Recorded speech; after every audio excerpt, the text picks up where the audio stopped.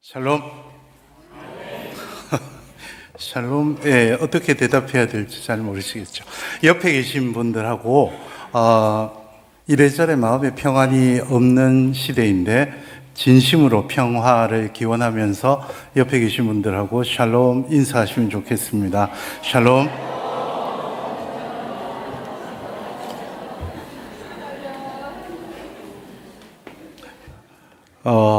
귀한 우리 박 목사님이 섬기시는 연포교회 우리 성도님들 말씀 가운데서 만나게 돼서 정말 감사하고 기쁩니다. 오늘 특히 또 그 아름다운 화음을 하나님께 올려드린 남성교회 헌신 예배, 우리 모든 성도님들과 남성교회 회원 그리고 저와 여러분이 모두 말씀 가운데서 우리에게 주시는 주님의 음성을 함께 들을 수 있기를 바랍니다. 외람되지만 질문 하나를 드리면서 말씀을 시작하려고 합니다. 여러분은 말씀을 어떻게 읽고 계십니까? 읽은 말씀을 또 얼마나 잘 이해하고 계십니까? 그리고 말씀을 얼마나 깊이 깨달으면서 살아가고 계십니까? 여러분께서는 말씀을 읽다가 때로는 두려움에 떨기도 하고 또 때로는 한없는 위로에 들어가며 때로는 뛸 것 같은 기쁜 경험을 얼마나 자주 하십니까? 여러분은 성경 말씀을 얼마나 잘 읽고 또 이해하는지 스스로 점수를 준다면 여러분 자신에게 몇 점을 주시겠습니까? 또 성경을 읽다가 깨닫지 못하는 말씀이 있을 때 여러분은 어떻게 하고 계십니까? 제가 이렇게 여러분에게 몇 가지 질문을 드렸는데요. 이 질문은 사실 성경을 공부하고 또 가르치는 사역을 하는 제가 제 자신에게 스스로 끊임없이 하고 있는 질문이기도 합니다. 대학교 때 저는 신학을 전공하지 않았습니다. 근데 이제 신학과에 가서 부전공으로 신학과 과목들을 많이 들었는데 그때부터 친다면 30년이 넘는 동안 저는 지금 신학을 공부하고 있습니다. 길다고도 또 그렇지 않다고도 할 수 없는 이 시간 동안 제가 신학을 공부하는 목적은 한 문장으로 요약할 수 있습니다. 그것은 성경 말씀을 어떻게 읽고 이해할 것이냐라는 것입니다. 이 질문에 성경 말씀을 어떻게 읽고 이해하면 좋을까 하는 질문에 답을 찾으려고 저는 성서학, 특히 구약학을 전공했고 지금까지 공부해 왔습니다. 그리고 앞으로도 계속 공부하려고 주님 부르시는 그날까지 공부하고 싶은 그런 마음을 가지고 있습니다. 오늘은 설교 제목대로 제가 깨달았고 또 그러려고 노력하는 말씀을 깨닫는 기쁨, 이것을 여러분과 함께 나누려고 합니다. 이 시간 부족한 종의 고백을 통해서 주님께서 저와 여러분에게 다시금 성령을 통해서 임재해 주시기를 바랍니다. 제가 저희 교단이죠. 대한예수교 장로회 통합, 특히 그 부산, 울산, 경남의 목사 후보생을 교육하는 부산장신대학교에서 구약성경을 연구하고 가르치는 사역을 해온 지가 저는 금방인 것 같은데 세보니까 18년째 되었습니다. 근데 이제 여기도 저한테 배운 목사님이 계신데 학교에서 매 학기 성경 본문을 공부하는 과목에서 첫 시간 빼먹지 않고 하는 것이 두 가지가 있습니다. 그 하나는 오늘 설교 후에 함께 저와 여러분이 하나님께 올려드릴 찬송 366장으로 시작하는 것입니다. 저는 이 366장 찬송을 정말 좋아합니다. 이 찬송가 조금 이따가 함께 찬양하면 아시겠지만 이 찬양의 가사처럼 말씀을 대하는 이들에게 성령의 조명하심을 기도하는 이 찬송가는 정말 중요한 의미가 있다, 이렇게 생각합니다. 이 366장 찬송과 더불어 저는 오늘 우리가 읽은 본문 두 말씀을 학생들과 꼭 같이 읽고 나눕니다.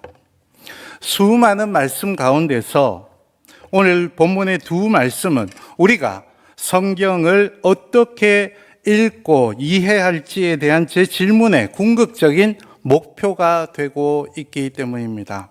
우리 연포교회 올해 오직 말씀으로 이런 목표를 가지고 말씀 잔치를 한 해 내내 보내고 있는 것으로 알고 있습니다. 그래서 정말 우리가 성경 말씀을 읽고 이해하려는 목적의 궁극적인 목적이 되는 이 두 말씀을 함께 나누고자 합니다. 이 두 본문의 말씀은 모두 우리가 성경을 왜 읽어야 하는지를 말해줍니다. 또 어떻게 성경을 읽어야 하는지도 가르쳐주고 있습니다. 그리고 성경을 읽다가 이해되지 않는 본문이 있는 이유와 그 해결책도 우리에게 알려줍니다. 마지막으로 성경 말씀을 읽고 깨달은 뒤에 어떤 결과가 이어지는지도 알려주고 있습니다. 두 본문의 이야기를 간단하게 살펴보겠습니다. 먼저 느헤미야의 이야기를 다시 구성해 보면 이렇습니다. 때는 페르시아 시대였습니다. 지금으로부터 2400년 전입니다. 유다 백성들은 페르시아 제국 이전 세계를 지배했던 바벨론 제국에게 기원전 587년에 나라가 망하고 또 대부분 많은 사람이 바벨론 제국으로 포로로 끌려갔었죠. 그러다가 기원전 539년에 페르시아 제국의 고레스 2세가 바벨론 제국을 무너뜨린 뒤에 유다 백성들은 해방되어서 다시 고국 예루살렘으로 돌아왔습니다. 본문은 그런 뒤의 이야기입니다. 그런데 예루살렘에 돌아와 보니까 성전도 폐허가 되어 있었고 예루살렘 성벽도 무너져 있었습니다. 이때 귀환 공동체의 지도자였던 사람들은 에스라와 느헤미야, 스룹바벨 이런 사람들이었습니다. 이 사람들은 무너진 예루살렘 성전을 다시 세우고 무너진 예루살렘 성도 다시 쌓고 또 흐트러진 종교도 개혁하기에 힘쓰고 있었습니다. 느헤미야, 오늘 본문 말씀이 있는 느헤미야 8장은 그 가운데 한 장면입니다. 율법학자였던 에스라는 백성들을 수문 앞 광장에 모았습니다. 수문은 그 말 그대로 예루살렘으로 물이 드나들던 문이었던 것 같습니다. 수문 앞 광장에 예루살렘 백성들을 한데 모았습니다. 그리고 모든 백성들 앞에서 율법 선생이었던 에스라는 율법을 낭독했습니다. 그런 뒤에 백성들은 무리무리 흩어져서 소그룹으로 흩어져서 레위 사람 선생님들에게서 낭독했던 율법을 다시 배웁니다.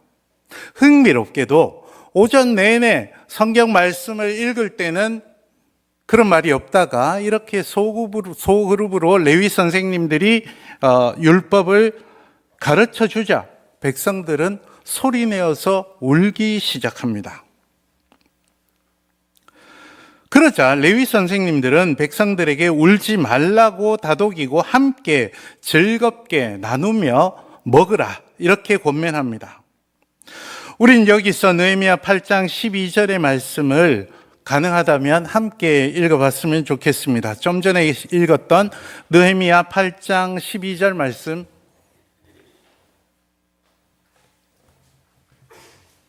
같이 읽어볼까요? 시작. 모든 백성이 곧 가서 먹고 마시며 나누어 주고 크게 즐거워하니 이는 그들이 읽어 들려준 말을 밝히 알미라. 아멘. 그리고 이 백성들은 함께 미처 준비하지 못한 사람들과 음식을 나누면서 초막절 절기를 지키는 것으로 이야기가 끝납니다. 이어서 오늘 읽었던 사도행전 이야기를 살펴봅시다. 예수께서 승천하시고 성령 강림을 체험한 제자 공동체는 예수 그리스도의 복음을 전파하기 시작했습니다. 그 가운데 사도 빌립과 관련한 이야기가 오늘 신약 성경의 본문 말씀입니다. 본문에서 에티오피아의 고위 관리였던 내시는 초대교회 당시 정경이었던 구약 성경 이사야서 본문을 읽고 있었습니다. 고국으로 돌아가는 길에 이사야서 본문을 읽고 있었는데 그는 실로 우리의 질고를 지고 이렇게 시작하는 이사야서 53장 이른바 고난받는 종의 노래를 읽고 있었습니다. 그런데 그런 에티오피아 내시를 보고 빌립이 다가와서 묻습니다. 읽은 것을 깨닫고 있습니까? 내시가 대답하죠. 지도해 주는 사람이 없으니 어찌 깨달을 수 있겠습니까? 그러자 빌립이 내시에게 이 본문을 비롯해서 구약 성경이 어떻게 예수 그리스도에게서 이루어졌는지를 차근차근 해석해 주었습니다. 35절 말씀을 제가 한번 읽어보겠습니다. 빌립이 입을 열어 이 글에서 시작하여 예수를 가르쳐 복음을 전하니. 복음을 전해들은 내시는 사도행전 8장 본문에서 그 자리에서 빌립에게 마차에서 내려 빌립에게 세례를 받는 것으로, 그리고 빌립은 가던 길을 가는 것으로 이야기가 마무리가 됩니다. 여기까지가 오늘 구약 성경 본문과 신약 성경 본문 말씀의 이야기입니다. 두 본문을 통해서 우리는 몇 가지 질문을 하고 거기에 대한 대답을 해보겠습니다. 첫 번째로 우리가 성경을 왜 읽어야 하는가라는 질문을 해볼 수 있습니다. 우리 교회 공동체가 우리 한 사람 한 그리스도인으로서 우리 한 사람 한 사람이 왜 성경을 읽어야 하는가라는 질문입니다. 먼저 느헤미야서 본문의 경우를 한번 생각해 봅시다. 이 본문은 공동체의 말씀 읽기를 말하고 있습니다. 이들은 오랜 세월 바벨론 포로로 있다가 해방되어서 하나님의 백성으로서 자신들의 정체성을 확립하려 하고 있었습니다. 하나님의 백성으로서 자신들의 정체성이 포로 기간 동안 흐트러져 있었기 때문에 다시금 정체성 확립을 목표로 삼고 있었습니다. 하나님의 백성으로서 정체성을 확립하는 데는 몇 가지가 필요했습니다.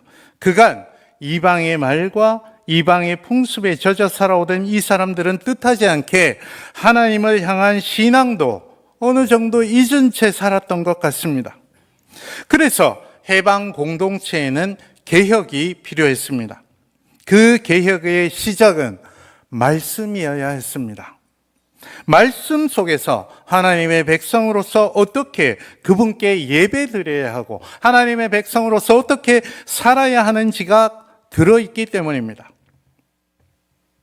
오늘 우리도 마찬가지 아니겠습니까? 우리도 자칫 하나님을 섬기는 신앙과 멀어져 가려는 일상의 삶을 살아가기에 십상입니다. 하나님의 교회 공동체로서 우리의 정체성, 우리가 누구인지는 오로지 말씀으로만 가능합니다.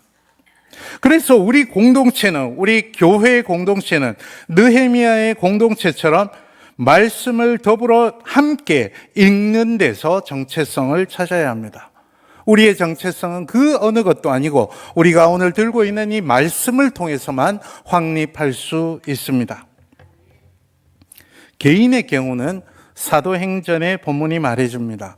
에티오피아 내시는 예수 그리스도의 복음을 접했습니다. 그리고 그 감격을 유지하고 신앙의 깊이를 더하기 위해서 성경을 계속 읽어 나갔습니다. 오늘 우리도 여기 이 자리에 오기까지 분명히 예수님을 만나고 복음의 감격에 젖은 경험을 마음속에 품고 있을 것입니다. 그러나 그 감격만으로는 신앙생활이 오래가기 어렵습니다. 오로지 말씀을 통해서만 깊고 변하지 않는 신앙의 세계를 경험할 수 있습니다. 그래서 오늘 우리는 말씀을 읽어야 합니다. 우리 교회 공동체도 우리 개인도 모두 말씀 가운데서 우리의 정체성을 찾을 수 있어야 할 것입니다. 또 한 가지 질문이 생깁니다. 정말 실제적인 질문입니다. 말씀을 통해서 우리 정체성을 세울 수 있다면 과연 우리는 말씀을 읽기만 하면 되는 것입니까? 말씀을 읽기만 하면 그냥 갑자기 어디서 이렇게 막 정체성이 뚝 떨어지는 것입니까? 여러분, 지금까지 과연 그래서 성경을 몇 번이나 읽으셨습니까? 제가 이 말을 할 때마다 저도 부끄러운데 어떤 분은 적어도 자기 키만큼은 아니더라도 자기 나이만큼은 성경을 읽어야 한다고 합니다. 통독을 자기 나이만큼은 못해도 해야 된다는데 그렇게 하셨습니까? 예? 그렇게 하셔서 18번 읽으셨습니다. 엄청난 겁니다. 반대로 어떤 단체에서는 4박 5일에 성경을 한번 다 읽겠다, 성경을 떼겠다를 핵심 목표로 삼는 단체도 있습니다. 그러면 됩니까? 자기 나이만큼 성경을 읽기만 하면 정체성이 그대로 뚝 떨어지고 자나깨나 그리스도인으로서 삶을 온전하게 살아갈 수 있습니까? 느헤미야서 본문에서 공동체는 오전 내내 에스라가 자기네 앞에서 낭독하는 율법의 말씀을 들었습니다. 그런데도 본문에 에스라가 성경을 낭독할 때 어떤 반응도 했다는 말이 없습니다. 왜 그랬을까? 몹시 궁금합니다. 또 사도행전 본문에서 이사야서 본문을 읽던 에티오피아 내시는 왜 읽은 말씀을 깨닫지 못하고 있었을까요? 이 두 에스라가 성경을 읽었을 때 예루살렘 백성들이나 에티오피아 내시나 읽고 읽는 것을 듣고 했을 때 깨닫지 못했습니다. 먼저 느헤미야의 이야기부터 해봅시다. 구약 성경은 원래 어떤 나라 말로 기록되었는지 아십니까? 우리말로 기록되었죠?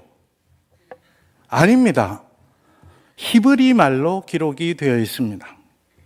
우리도 히브리 말 전혀 이해하지 못하지 않습니까? 그런데 에스라가 성경을 읽을 때 그 자리에 있었던 예루살렘 백성들도 애석하게도 히브리어를 모르는 사람들이었습니다.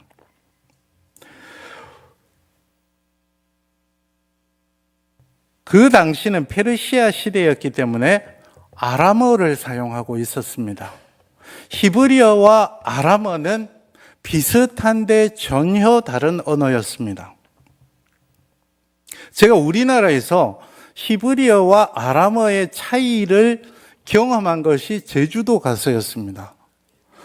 제주도 사투리는 분명히 발음은 우리하고 똑같은 것 같은데 세게 하면 무슨 말인지 하나도 못 알아듣겠죠. 그 정도 차이입니다. 제가 조금 이따가 보기를 들어드리겠습니다.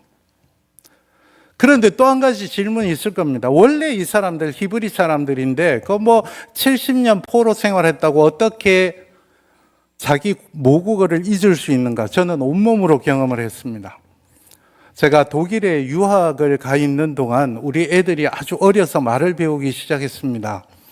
우리 첫째는 한국말을 떼고 유학을 갔는데 1년 지나니까 한국말을 안 합니다. 그럼 2년 정도 지나니까 아예 소통이 잘 안 됩니다. 그래서 제가 유학하는 동안은 애들을 혼을 못 냈습니다. 왜 그런지 아십니까? 한국말로 혼을 내면 못 알아듣습니다. 그냥 뭐가 막 소리를 치니까 무섭긴 한데 무슨 말인지 못 알아들어서 행동 교정이 안 됩니다. 그래서 독일어로 혼을 내자 제가 화가 안 납니다. 머릿속에서 계속 장문을 해야 되니까 화냈던 감정이 없어집니다. 사람이 말을 잊어먹는 것은 상황에 따라 금방 다 잊어버립니다. 아마 예루살렘에 있었던 이 백성들은 히브리어는 하나도 못했을 것입니다. 그냥 두 가지만 제가 예를 들어보겠습니다. 알아들을 수 있는 것도 있습니다. 여러분 제주도 가도 알아들을 수 있는 말이 있는 것처럼 히브리어로 아버지는 아브입니다. 아브. 아람어로 아버지는 아바입니다. 이거는 아바 아버지 여러분 하죠. 아바 아버지 할 때 그 아바가 아람어입니다. 아부 하나 아바 하나 아버지 하는 건 알아들을 수 있습니다. 근데 반면에 아들은 뭐냐면 히브리어는 벤이라고 합니다. 벤. 근데 아람어는 바르 그럽니다. 바르. 여러분 바라바 아시죠? 바르 아바가 합친 겁니다. 아버지의 아들이란 뜻입니다. 그러니까 벤하고 바르는 빨리 지나가면 같은 말인지 잘 모릅니다. 그래서 이 정도로 어렵습니다. 그러니 그런 사람들을 수문학 광장에 모아놓고 히브리어로 줄줄줄줄 읽어나가니 당연히 이때 공동체들은 곧바로 알아듣기가 어려웠을 것입니다. 근데요, 오늘 우리도 마찬가지입니다. 우리에게는 물론 우리말로 잘 번역된 구약 성경과 신약 성경이 있습니다. 하지만 구약 성경이나 신약 성경과 우리는 적어도 2000년, 3000년 이상의 시간적 거리가 있습니다. 우리나라 3000년, 4000년 전에는 곰이 사람이 되던 시대였지 않나요? 되었다는 시대 아닙니까? 그 정도로 옛날의 시대에 쓰여진 말입니다. 시간적 거리가 우리가 생각하는 것보다 훨씬 더 큽니다. 지리적으로도 지금은 기름값이 비싸서 비행기 타고 가래도 가기가 어렵지만 10시간 이상 비행기로 가야지 되는 지리적 거리가 가로막혀 있습니다. 그렇기 때문에 모두 다 성경 말씀에 있는 이야기들을 모두 다 이해하는 것은 이해하지 못하는 것은 어쩌면 당연한 일입니다. 여러분 가운데 누군가가 나는 성경 다 이해되던데 그러면 거짓말입니다. 보기를 하나 들어보겠습니다. 더 많이 들고 싶지만 하나만 들겠습니다. 아모스 4장 6절에 이런 말씀이 있습니다. 내가 너희 모든 성읍에서, 개역 개정입니다. 내가 너희 모든 성읍에서 너희 일을 깨끗하게 하며, 이렇게 했습니다. 하나님이 성읍에 있는 모든 사람들의 일을 아주 깨끗하게 해주시겠다고 말씀합니다. 이게 무슨 뜻입니까? 생각해보면 알긴 압니다. 그런데 이가 깨끗하다는 말은 우리말로는 위생의 관점에서만 쓰죠. 그런데 여기서는, 그리고 히브리어에서는, 히브리어 언어 관습에서는 그렇게 쓰이지 않습니다. 그게 어떤지는 사실은 방법이 있습니다. 개역 개정에서 모르겠으면 세번역을 가보면 됩니다. 세번역에서 이 표현이 어떻게 번역되어 있냐면 내가 너희가 사는 모든 성읍에서 끼니거리를 남기지 않고, 이렇게 번역되어 있습니다. 그러고 나면 이해가 됩니다. 여러분, 이는 왜 더러워집니까? 음식 때문에 더러워지죠. 그래서 밥을 못 먹으면 이가 더러워질 일이 없습니다. 그래서 하나님이 이가 깨끗하게 하겠다라고 하신 말씀은 심판입니다. 굶주리게 하겠다라는 심판이죠. 이것 외에도 우리가 아무리 100번, 1000번 읽어도 이해할 수 없는 말씀들은 구약 성경에 너무나 많습니다. 이렇게 지역과 언어의 차이는 본문 이해를 가로막는 장애가 되기도 합니다. 사도행전 본문을 봅시다. 에티오피아 내시가 성경을 읽는데 문제가 되었던 것이 무엇입니까? 에티오피아 내시는 분명히 본문을 읽을 줄 알았습니다. 무슨 말인지도 이해할 수 있었습니다. 그러나 알 수 없는 것이 있었습니다. 그것이 무엇이었습니까? 이사야 53장에서 말하는 고난받는 종, 이게 누군지를 알 수가 없었습니다. 구약 성경에서 가리키는 메시아가 도대체 누구인지를 알 수가 없었습니다. 이 이야기는 성경을 읽는데 매우 중요한 단서를 우리에게 줍니다. 우리가 읽는 성경은 구약과 신약으로 나뉘어져 있습니다. 만약 구약 성경이 신약 성경에서 전하는 예수 그리스도의 복음과 연관되지 않는다면 그건 그냥 머나먼 이스라엘 땅 유대인들의 이야기에 지나지 않을 수도 있습니다. 우리가 올드 테스타멘트, 구약이라고 말할 때는 반드시 무엇을 전제하고 있습니까? 신약을 전제하고 있습니다. 신약이라는 말이 없이는 구약이라는 말을 할 수가 없습니다. 그래서 이스라엘, 그러니까 그리스도인이 아닌 유대인들은 구약을 구약이라고 부를까요? 부를 수가 없습니다. 그들에게는 신약이 없기 때문에. 그래서 그들은 히브루 바이블이라고 이야기합니다. 히브리어 성경이라고 하든지 줄여서 타나크라는 말도 씁니다. 오경, 예언서, 성문서 이걸 줄여서 타나크라고 하든지 하지 구약이라는 말은 하지 않습니다. 오늘 우리가 구약 성경이라고 할 때는 예수 그리스도를 주라고 고백하는 사람들만 구약이라고 이야기할 수 있는 겁니다. 그래서 구약 성경은 신약의 빛으로 해석될 때 기독교 공동체의 정경으로 의미가 풍성해질 수 있는 겁니다. 그러니 우리가 성경을 읽고 이해하는데 어려움을 느끼는 데는 두 가지 이유가 있다고 생각할 수 있습니다. 먼저는 성경 시대의 언어와 풍습, 역사에 대한 이해가 부족해서 성경이 무슨 뜻인지 알지 못할 수 있습니다. 그 다음으로는 구약 성경과 신약 성경이 어떻게 연속이 되는가, 어떤 연관성이 있는지에 대한 이해의 부족 때문에 성경을 잘 이해하지 못할 수도 있습니다. 신약 성경만 읽고 구약 성경을 이해하지 못할 수도 있고, 구약 성경을 보고 신약 성경을 이해하지 못할 수도 있습니다. 이제 그에 따른 질문을 한번 해보겠습니다. 그러면 어떻게 해야 됩니까? 성경이 이런 까닭으로 이해가 잘 되지 않습니다. 그러면 어떻게 해야 합니까? 어떻게 하면 좋겠습니까? 답은 의외로 간단합니다. 미리 제가 답을 말씀드리자면 김 빠지게 공부해야 됩니다. 기도해서 될 일이 아니라 공부해야 됩니다. 감사합니다. 하나님께 감사합니다. 제가 감사한 게 아니고 큰일 날 뻔했습니다. 오늘 두 본문에서 구약 성경과 신약 성경의 본문에서 과연 이해가 되지 않는 본문이 있을 때 어떻게 해야 될지 그 답을 우리에게 말해주고 있습니다. 먼저 느헤미야서의 경우를 봅시다. 에스라가 읽는 성경을 공동체는 제대로 이해하지 못했습니다. 그때 등장한 인물들이 있었습니다. 성경에 있는 히브리어와 이 사람들이 쓰던 아람어를 모두 알고 있는 누구요? 레위 사람 선생님들이 등장해서 그룹으로 가족별로 나눠서 그 말씀을 해석해 주었습니다. 느헤미야서 8장 7절과 8절 찾으실 수 있는 분은 찾아주시고요. 제가 한번 읽어보겠습니다. 그때 등장한 인물들을 말해줍니다.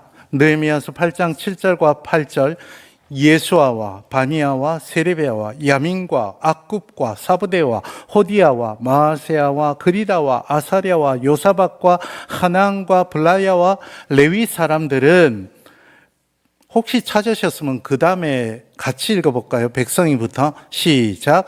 백성이 제자리에 서 있는 동안 그들에게 율법을 깨닫게 하였는데 하나님의 율법책을 낭독하고 그 뜻을 해석하여 백성에게 그 낭독한 것을 다 깨닫게 하니. 아멘. 여기서 7절에서 쓰인 깨닫게 하였는데는 좀 광범위하게 쓰였습니다. 제목처럼. 그 과정이 어떻게 깨닫게 했는지가 8절에서 단계적으로 나오는 거죠. 첫 번째로 낭독했습니다. 눈으로만 읽는 게 아니라 입으로 낭독했습니다. 둘째는 그 뜻을 해석했습니다. 여기서 해석한다는 것은 번역해 주었다고 이해해도 됩니다. 히브리어는 잘 알지 못했기 때문에 그들이 쓰는 언어로 번역해 주었다고 생각할 수 있습니다. 세 번째는 깨닫게 해 주었습니다.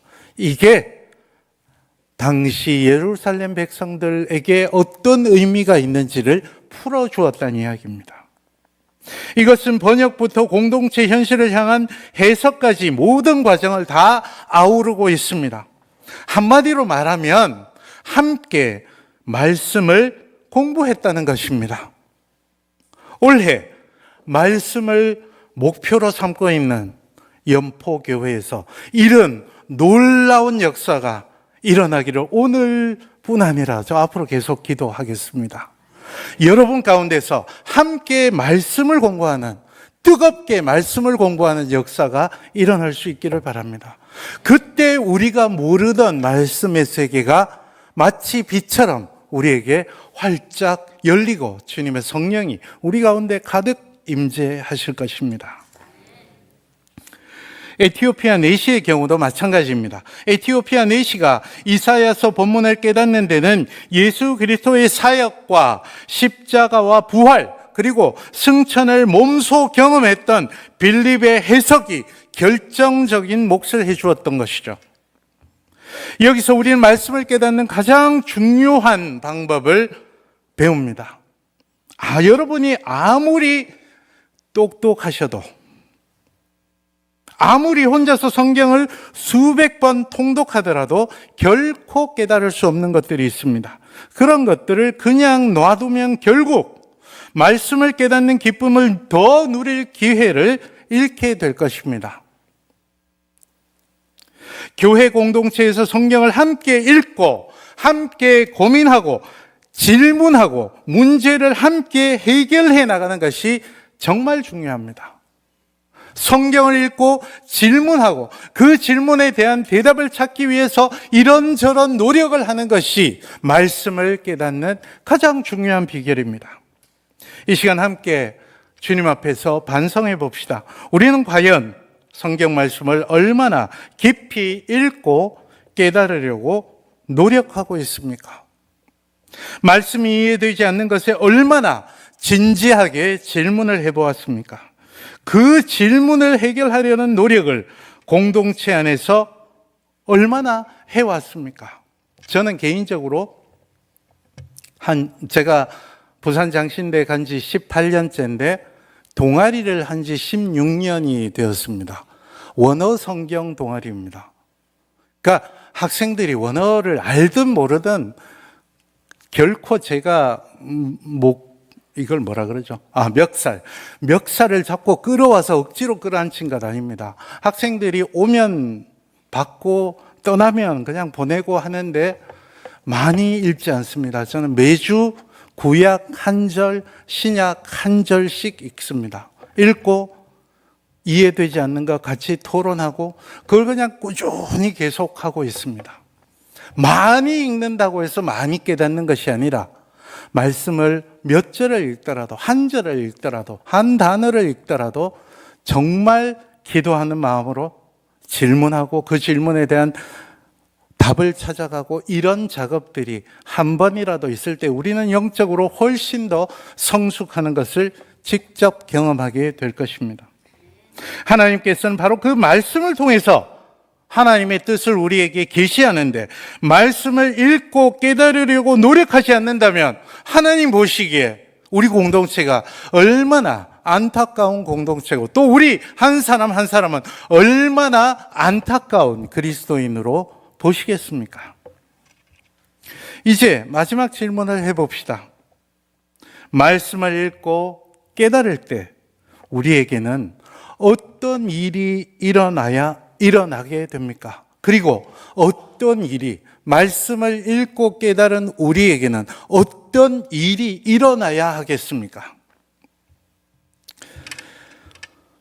오늘 두 본문 말씀은 모두 그 결과, 말씀을 읽고 깨달은 공동체, 말씀을 읽고 깨달은 개인이 어떻게 되었는지 그 결론까지 우리에게 다 전해줍니다. 느헤미야의 본문은 율법의 뜻을 깨달은 공동체가 보여준 두 가지 반응을 뚜렷하게 우리에게 그려줍니다. 우선 이 공동체는 레위 선생님들이 율법의 뜻을 해석해 주자 먼저 울었습니다. 이날 율법을 다시 선포하는 감격스러운 날인데도 이들을 울었던 것은 그 까닭이 12절 말씀대로 그 읽어 들려준 말을 밝히 알았기 때문에 이게 무슨 뜻이었구나를 알고 첫 반응이 울었다는 것입니다. 달리 말하자면 그들의 삶과 율법을 통한 하나님의 명령 사이가 얼마나 거리가 멀었는지를 새삼 깨닫고 회개하는 눈물이었습니다. 말씀을 읽고 깨달은 첫 번째 변화는 회개였습니다. 그 다음으로 그들은 레위 선생님들의 권유대로 가진 것을 서로 나누어 주면서 기뻐했습니다. 준비하지 못한 사람들에게 내가 가진 것을 나누어 주면서 초막절을 함께 즐겁게 기뻐하면서 지켰습니다. 율법 선포와 회개에 이어서 이 공동체는 함께 나누는 공동체성을 회복했던 것입니다. 성경 본문은 단순한 문학 작품이 아니라 정경으로서 신앙 공동체의 모든 삶의 규범이 됩니다. 그래서 그 본문을 읽고 깨닫는 일은 언제나 개인의 차원에서 머무는 것이 아니라 신앙 공동체 차원의 회개와 공동체성 회복이 중요한 목적이 되어야 합니다.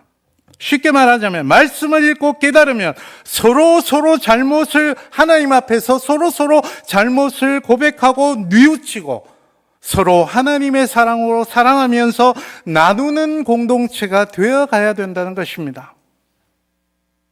오늘 우리 한국교회가 과연 그런 공동체인지, 하나님 보시기에 그런 회개하는 공동체인지, 공동체성이 나누어져서 교회 공동체 안에서 소외되거나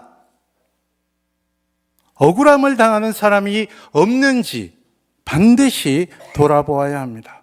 말씀을 깨달은 공동체는 하나님 보시기에 아름다운 공동체로 바뀌는 경험을 하는 공동체입니다. 사도행전의 본문은 다시금 기독교 정경의 한 부분인 구약 성경의 의미와 그 목적을 되새기게 해줍니다. 빌립에게서 이사야서의 말씀이 예수 그리스도와 어떤 연관성을 갖는지 그 해석을 듣자 에티오피아 내시는 기다리지 않았습니다. 가다가 물이 보이는 곳, 아마 오아시스였겠죠. 물이 보이는 곳에서 바로 멈춰서 우리가 더 기다릴 것이 무엇이냐, 여기서 내가 세례를 받겠다. 그리고 빌립에게 세례를 받았습니다. 이것은 말씀을 읽고 깨닫는 일은 회심과 신앙 고백으로 이어질 수 있음을 보여주고 우리의 말씀 읽기가 그것을 지향해야 함을 생각해야 합니다. 여러분, 우린 성경을 왜 읽습니까? 무엇을 목적으로 읽습니까? 우리의 지식을 넓히기 위해서 읽습니까? 아니면 우리의 감성을 풍부하게 하기 위해서 읽습니까? 아닙니다. 우리는 예수 그리스도를 구주로 고백하고 하나님의 백성으로서 이 땅에서 승리하는 삶을 살기 위해서 말씀을 읽고 있는 것입니다. 우리가 성경을 읽을 때 언제나 다시금 이것을 목표로 삼을 수 있어야 하겠습니다. 주님의 사랑하시는 연포교회 성도 여러분, 우리의 말씀 읽기도 이런 목적이 있어야 하겠습니다. 말씀은 우리에게 하나님을 만나게 해주는 소중한 통로입니다. 그래서 말씀을 통해서 우리는 어디에서도 맛볼 수 없는 감격과 한없는 기쁨을 경험할 수 있습니다. 그뿐 아니라 기독교 신앙의 정체성은 다름 아닌 성경 말씀을 통해서 경험할 수 있습니다. 이것은 지금까지 말씀 사역을 하며 살아오고 있는 저의 신앙 고백이기도 합니다. 정말 저는 말씀 가운데서 늘 다시금 감격과 기쁨으로 주님을 만나고 있고 또 그러려고 하루하루를 살아가고 있습니다. 여러분, 이런 말씀을 우리가 오늘도 더욱 사랑해야 하고 힘써 읽으며 깨달아가는 기쁨을 주님 안에서 누려야 하지 않겠습니까? 그것이 오늘 다시금 성령을 통해서 주님께서 우리에게 바라시는 뜻이 아니겠습니까? 말씀 가운데서 베푸시는 주님의 은총과 복이 여러분과 여러분의 삶, 이 연포 교회 가운데 넘쳐날 수 있기를 간절히 바랍니다. 기도합시다. 주님, 우리가 말씀을 통하여 주님을 만날 수 있게 해주시니 참 감사합니다. 그 말씀을 우리가 힘써 읽고 공부해서 깨달아 주님께서 말씀을 통해 보여주신 그 나라의 현실을 맛보아 알고 힘써 그 나라의 백성으로 살아가게 하옵소서. 예수님의 이름으로 기도하옵나이다. 아멘.